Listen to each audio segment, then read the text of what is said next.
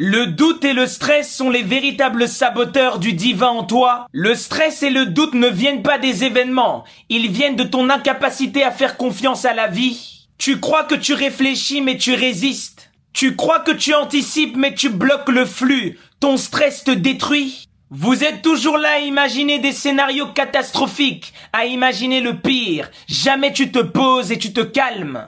Quand tu stresses et tu doutes, c'est ton mental qui essaye de contrôler l'incontrôlable. Le monde extérieur ne fait que refléter ton état intérieur. Tu n'obtiens pas en fonction de tes désirs, mais en fonction de ce que tu es devenu. Vous avez peur de perdre, vous avez peur de mal faire, de mal choisir, et c'est ça qui constitue le chaos.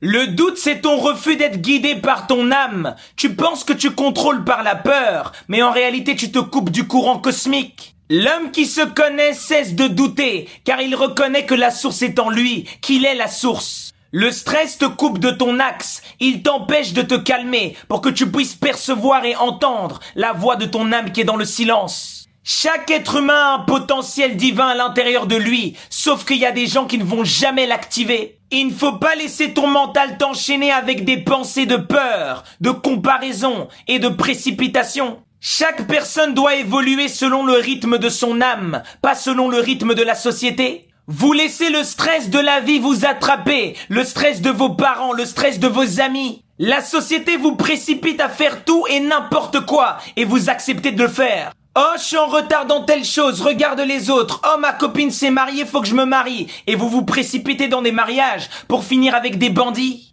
Tout ça parce que tu n'as pas écouté ta boussole intérieure. Tout ça parce que tu as été dominé par le stress. La précipitation, la pression sociale, la pression familiale. Vous doutez de vous parce que vous vous comparez aux autres, au lieu de continuer à avancer sur votre propre route. Quelqu'un qui est dans son esprit et qui suit son âme ne se compare plus aux autres. Il sait qu'il est unique dans son potentiel, unique dans sa vie et dans son programme vibratoire d'âme. Il suit le cours naturel des événements sans s'y opposer. La peur ne le domine plus. Le stress peut complètement détruire votre organisme et provoquer des maladies. Le stress, c'est l'écho d'une âme déconnectée. La sérénité, c'est le signe d'un esprit en union avec la conscience universelle. La vie n'a jamais été là pour te mettre à terre, mais pour révéler le potentiel divin en toi. Plus rien n'est tragique, plus rien n'est malheureux quand on reconnaît dans la vie que tout est initiation.